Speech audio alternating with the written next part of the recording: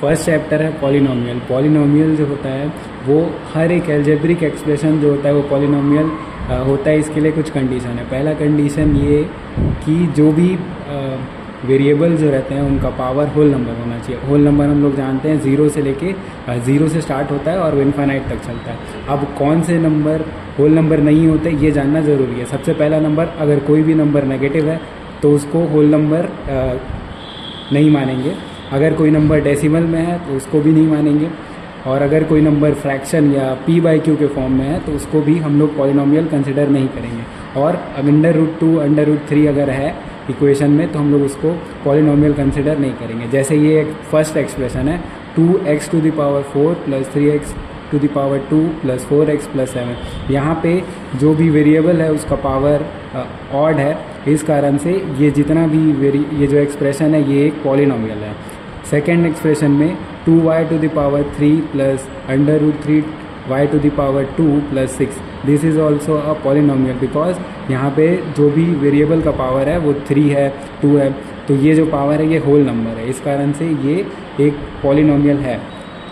और अगर third example को देखें तो x⁴ -4 x⁴ -3 + 6 ये जो है ये एक पॉलिनोमियल नहीं है, क्योंकि यहाँ पे जो पावर है वो नेगेटिव में है, तो नेगेटिव को हम लोग को कंसिडर नहीं करना है। उसके बाद यहाँ पे हम लोग देख सकते हैं x⁴ 2.3 तो डेसिमल को भी हम लोग कंसिडर नहीं करेंगे। इस कारण से ये भी एक पॉलिनोमियल नहीं है। अगला एग्जांपल में यहाँ पे x⁴ 4 है, x की पावर 3 है, लेकिन यहाँ पे 2x⁴ √3। अगर किसी भी वेरिएबल का पावर अंडर रूट में होगा, एक भी चाहे एक का भी हो, यहाँ पे x⁴ 4 तो एक ऑड नंबर है, x⁴ 3 भी एक ऑड नंबर है, पर x⁴ √3 एक ऑड नंबर नहीं है। इस कारण से इस एक्सप्रेशन को भी हम लोग पॉलिनोमियल कंसिडर नहीं करेंगे। और एक और एग्जांपल x⁴ 3 + x⁴ √2 इसको भी हम लोग कंसिडर नहीं करेंगे। तो देखो, इस क्वेश्चन को सॉल्व करने के लिए सबसे पहले जो डिवाइज़र है इसका फर्स्ट चीज़ को देखना है। 2x⁴ 3 है। अब ये डिवाइज़र का जो पहला टर्म है x को हम लोग को बनाना है 2x⁴ 3। तो x में हम लोग ऐसा क्या इंटू करेंगे कि 2x⁴ 3 आ जाए। तो इसको अगर हम लोग आसान तरीके से समझे तो ऐसे भी निकाल सकते हैं। यहाँ पे हम लोग को क्या निकालना है, तो x जो है वो इंटू कर रहा है, इसको हम लोग ट्रांसपोज करेंगे तो यहाँ पे 2x⁴ 3 डिवाइडेड बाय हो जाएगा x। अब x से हम लोग को इस x⁴ 3 को काटेंगे तो 2x⁴ 2 आ जाएगा। इसका मतलब जब हम लोग x में 2x⁴ 2 का मल्टीप्लाई करते हैं तो हम लोग को 2x⁴ 3 मिल जाएगा। जैसे 2 का मल्टीप्लाई यहाँ पे x के सामने कुछ नहीं है, मतलब 1 है, तो 1 का मल्टीप्लाई 2 से करेंगे तो 2 आ जाएगा। और x⁴ 1 का मल्टीप्लाई x⁴ 2 से करेंगे तो 2x⁴ 3 आएगा। तो इस तरीके से हम लोग डिवाइड करके भी यहाँ क्वेश्चन क्या आएगा ये पता कर सकते हैं। तो यहाँ पे क्वेश्चन आएगा 2x⁴ 2। अब यहाँ पे आएगा 2x⁴ 3 और यही 2x� 2 का मल्टीप्लाई हम लोग को इस -5 से भी करना पड़ेगा। तो 5 2 10 हो गया, तो -10x⁴ 2 आ जाएगा। उसके बाद इस टर्म को टोटली कैंसिल आउट करने के लिए हम लोग यहाँ पर माइनस लेंगे। अगर यहाँ पे माइनस है और ये वाला जो माइनस है ये पॉजिटिव हो जाएगा, मतलब अपोजिट साइन लेना होता है। अब हम लोग जानते हैं अगर +5 को पूरी तरीके से कैंसिल आउट करना है तो हम लोग को -5 ही लेना पड़ेगा। उसी तरीके से यहाँ पे भी जब ये 2x⁴ 3 पॉजिटिव है और 2x⁴ 3 यहाँ पे नेगेटिव है तो ये दोनों एक दूसरे को कैंसिल करेंगे। अब यहाँ पे माइनस था तो ये प्लस हो गया। अब 12 में हम लोग को 10 को माइनस करना पड़ेगा, क्योंकि माइनस प्लस होता है माइनस।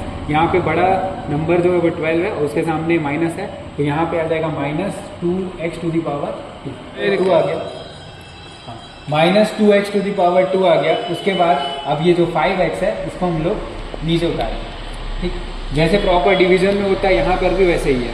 अब ये जो टर्म है -2x⁴ 2 इसको कैंसिल आउट करने के लिए हम लोग को x को किससे मल्टीप्लाई करना पड़ेगा, ये निकालने के लिए हम लोग कर सकते हैं x इंटू जो भी टर्म यहाँ पे आएगा और इक्वल टू में आ जाएगा 2x⁴ 2।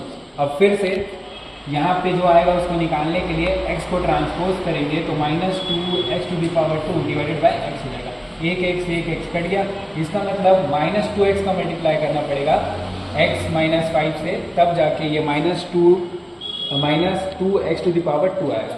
तो यहाँ पे हम लोग लेंगे -2x। अब जैसे ही -2x लेंगे तो -2x का मल्टीप्लाई x से करने पर -2x⁴ आएगा।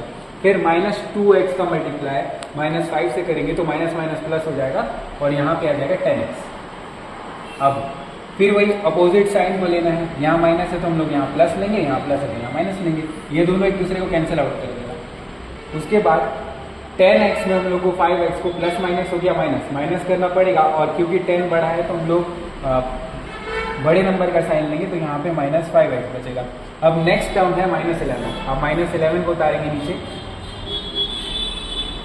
अब अगली बार हम लोग को यहाँ पे लाना है 5x, तो सीधी सी बात है हम लोग को यहाँ -5x लाना है, तो हम लोग सीधा x का मल्टीप्लाई -5 से कर देंगे, तो यहाँ पे आ जाएगा -5 और -5 से मल्टीप्लाई करने पर यहाँ पे -5x मिलेगा और -5 हो गया प्लस, तो प्लस 5 25।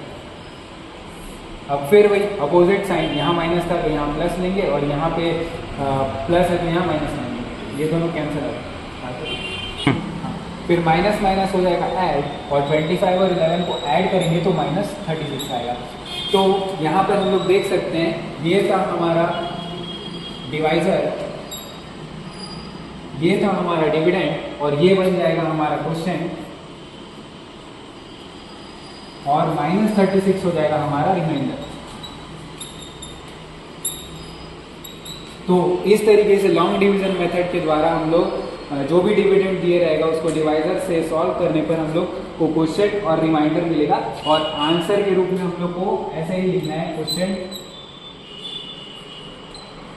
क्वोशिएंट का वैल्यू को लिखना पड़ेगा।